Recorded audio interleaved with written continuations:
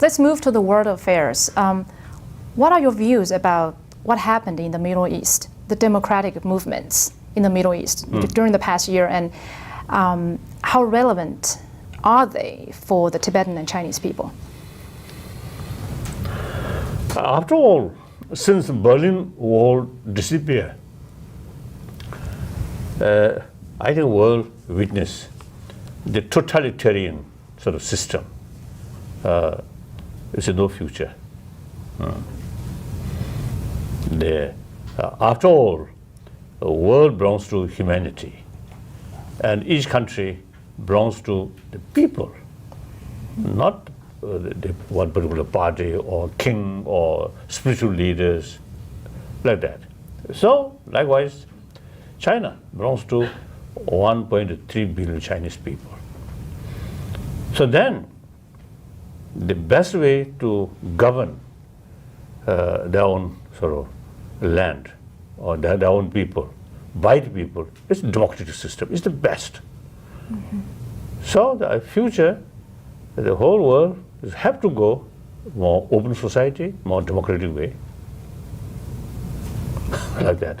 What are your views about the Western intervention in Middle East? For example, the one in Libya, when the West country. Such things are quite complicated. We have to study, or we have to sort of judge case to case. Like intervention in Iraq and Afghanistan, the motivation is very good. I know former President Bush, I know very well. Very nice person. His motivation I know very good. Goal also very good. But the method created a lot of problems. So we have to judge on the spot. How about the case in Libya? Very complicated. Very complicated. So lasted now about 10 days. Usually I always listen BBC. Since I touring different part of the world, you see the time change.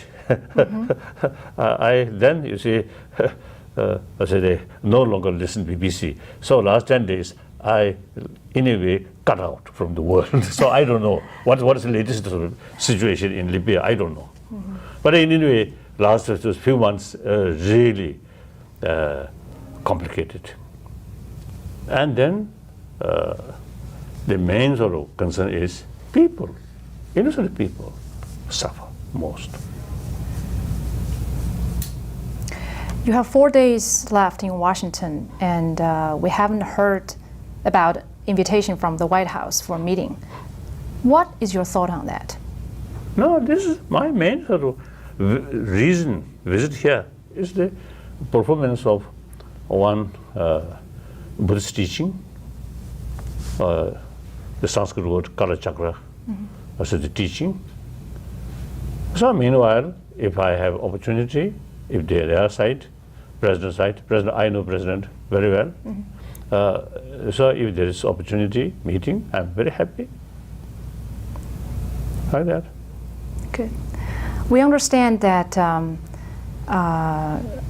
you are not going to be involved in the Tibetan political affairs anymore. But we have a question about the future political negotiations between the Tibetan government in exile and the Chinese government. We know we have many, you had many rounds of dialogues with Beijing. Yes. What's the benefit of continued engagement with the Chinese leadership? In any way, there is problem. Whether the Chinese government admit or not, there is problem. Whole world knows. The Chinese people also now knowing. There is problem. Have to solve. It is foolish just to ignore that or relying using force. It's short-sighted.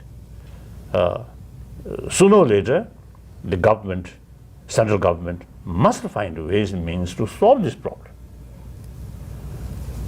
So I believe only question of time. This is the central government will look the problem realistically. We know you have announced your retirement. How about your successor? Will your successor be in any way involved in the political affairs, or from now on? No. Will not. Actually, my retirement, not just me personally retire, but the almost 4-century-old tradition, Dalai Lama institution, had of both political spirituality. Now that I ended. 4-century-old tradition, now outdated, as I mentioned earlier. Like Tibet, Tibet case, Tibet belongs to Tibetan, not Dalai Lama, and not any other religious spirituality.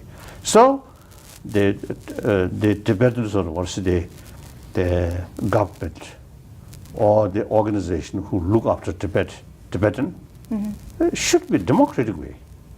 Otherwise, so therefore, I deliberately, voluntarily, ended the 4-century-old tradition. Why? So now no question, the future Dalai Lama institution will remain.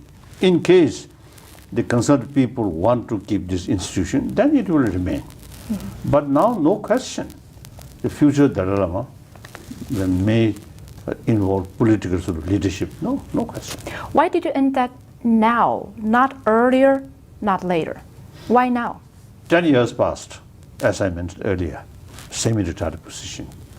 And then the result of our election looks Tibetan, at least you see, in free country, they're quite mature about democratic sort of system. So I thought, now right time. That's the reason. My desire to change the system since my childhood. The 13, 14-year-old, Yes. I already noticed the Tibetan then existing government sort of system is very backward. Must change. And then, now I feel very happy. Good. Your Holiness, you started, I have a question about Tibet's culture and its future. We know a lot of ancient cultures or native cultures have weakened or disappeared because of market economy and globalization and urbanization, etc., etc. So are you optimistic about Tibet's culture, the future for the Tibet's culture and its traditions?